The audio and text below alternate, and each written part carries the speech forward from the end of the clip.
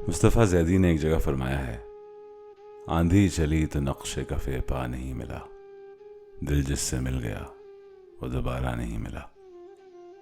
एक शख्स अपनी ज़िंदगी में कई लोगों से मिलता है, उनमें से बेशतर लोगों का साथ छूट जाता है।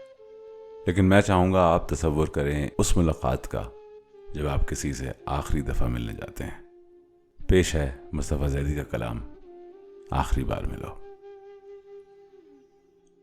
आखिरी बार मिलो ऐसे कि जलते हुए दिल राख हो जाएं, कोई और तकाजा न करें।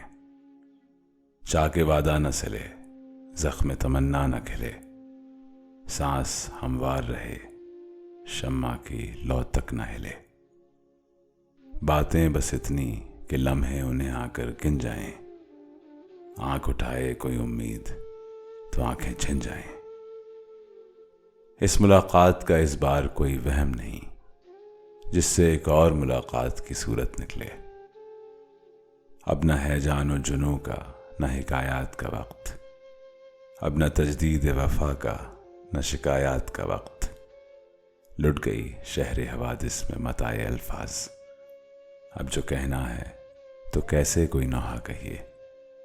आज तक तुमसे रगे जां के कई रिश्ते थे, कल से जो होगा उसे कौन सा रिश्ता कहिए।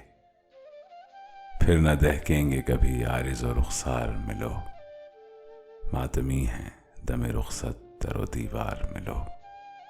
फिर न हम होंगे न इकरार न इनकार मिलो, आखिरी आखिरी आखिरी बार मिलो।